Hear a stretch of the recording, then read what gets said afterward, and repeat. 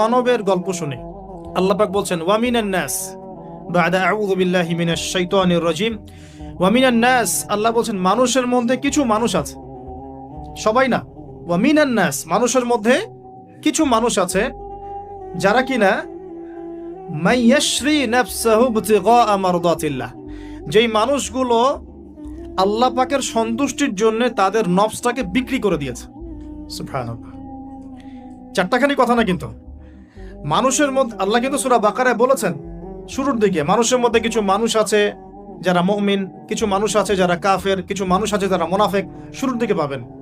এখানে আল্লাহ পাক বলছেন মানুষের মধ্যে কিছু মানুষ আছে যারা তাদের নফসটাকে আল্লাহর সন্তুষ্টির জন্য বিক্রি করে দিয়েছে। সুবহানাল্লাহ, মানে তাদের জীবনের মূল থিমটাই হচ্ছে আল্লাহ পাকের সন্তুষ্টি অর্জন করা।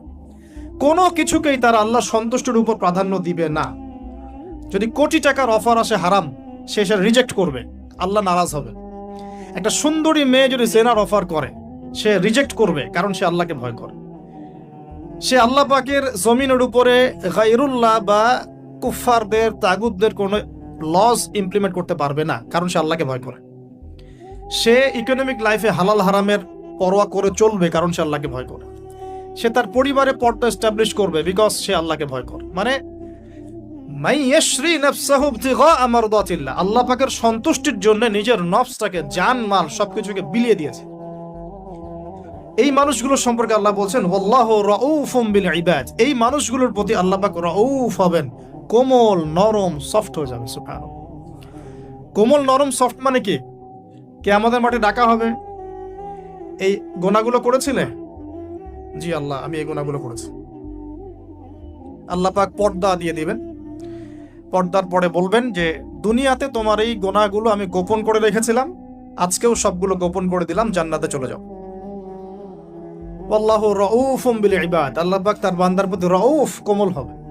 দুনিয়াতে রাউফ কেমন? যে কোনো বিপদ আপদ বালা মুসিবতে সেই ব্যক্তি হাঁটু গেড়ে আল্লাহর কাছে চাবে, আল্লাহ আমার এই সমস্যা, আল্লাহ আমার এই সমস্যা, আল্লাহ আমার এই সমস্যা। আল্লাহু রাউফুম বিল ইবাদ, আল্লাহ পাক ওই বান্দার প্রতি সফট, কোমল হয়ে যাও। এগুলোর অনেক প্রমাণ আমি আমার জীবনেও পেয়েছি। এগুলো আমি পাবলিকলি বলতে পারবো না, আর আপনি ব্যাখ্যা করতে পারবো। আর এমন কিছু বিষয় আছে যেগুলো আসলে মানুষকে বলেও বোঝানো যায় না। বড় বড় স্কলারদের কিতাব এখন যখন পড়ি, তারা বলেন কি বলবো, তোমরা তো বুঝবেই না। মানে এমন একটা লেভেল